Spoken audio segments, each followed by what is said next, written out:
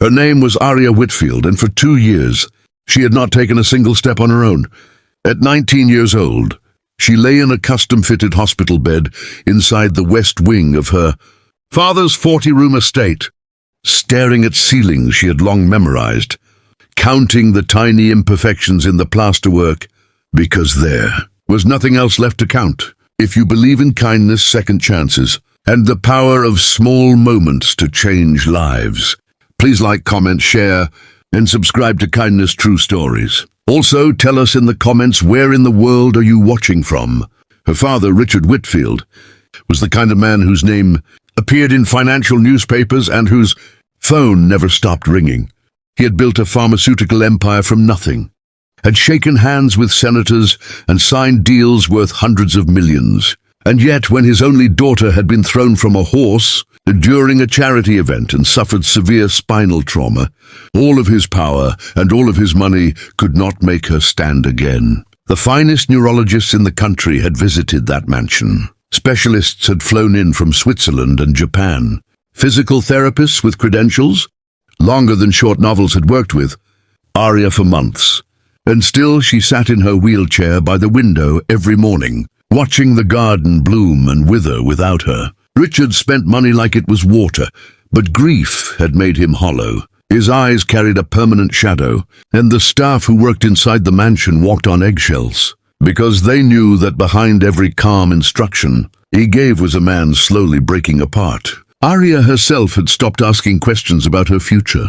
She was polite, always polite, because her mother had raised her that way before passing from cancer 5 years earlier, but the light behind her brown eyes had grown dim in a way that no therapy session could quite reach. She smiled when she was supposed to smile and thanked the nurses when they helped her, and told her father every evening that she was fine, that she was comfortable, that he should not worry. But every night, alone in the dark, she whispered to no one at all that she missed running. She missed the feeling of grass under bare feet. She missed being ordinary. Marcus Delaney arrived at the Whitfield estate on a Tuesday morning in October, carrying a worn leather duffel bag and a thermos of coffee. He had made himself before the sun came up. He was 34 years old, a physical rehabilitation specialist who worked primarily with community clinics and low-income patients, because that was where he had started, and he had never felt the need to move upward in the way the world kept suggesting he should. He had a 7-year-old daughter named Lily, who he raised entirely on his own after her mother left when Lily was 2, and every decision Marcus made in life was filtered through the quiet promise he had made to himself to be the kind of man his daughter could be proud of. He had been referred to the Whitfield estate almost by accident. A colleague had cancelled on the case, and Marcus had been asked to step in as a temporary replacement. He almost said no because the estate was 40 minutes from Lily's school, and he was careful about his schedule. But something in him said yes, and he had learned over the years to listen to that something. When Marcus walked into Arya's room that first morning, he did not comment on the size of the estate or the expensive equipment arranged around her, or the slight hostility in her expression that said she had been failed too many times to welcome another stranger with open arms. He simply set down his bag, pulled up a chair so he was sitting at her level rather than standing above her, looked at her directly and said, "I am not here to fix you because you are not broken. I'm here to help you find what your body already knows how to do." Arya stared at him. In 2 years, no one had said anything quite like that to her. Every specialist before him had arrived with a plan, with measurements, with clinical language that reduced her to a set of symptoms. Marcus arrived with a thermos and the quiet confidence of someone who genuinely believed what he was saying.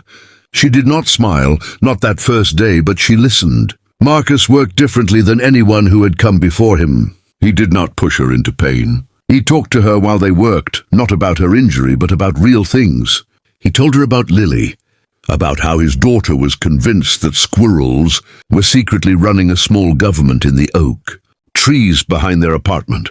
He asked Arya what music she liked and then brought a small speaker the next session and played it softly in the background. He noticed that she tensed when people stood over her, and so he never stood over her. He noticed that she had a habit of apologizing when an exercise was difficult, as if her body failing to respond immediately was her fault.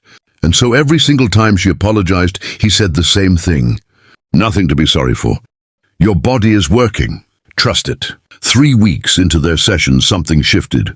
It was a Wednesday afternoon, and the October light was coming through the window in long golden strips, and Marcus had Arya at the parallel bars, which she had used before with other therapists, always ending in frustration and tears she tried to hide.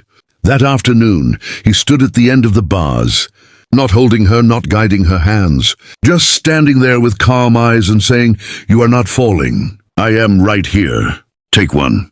And Arya Whitfield, daughter of a powerful CEO, young woman who had been surrounded by wealth and expertise, and still felt utterly alone in her, took one step. It was small and shaking, and she gasped when it happened as if she had surprised herself more than anyone. Then she took another.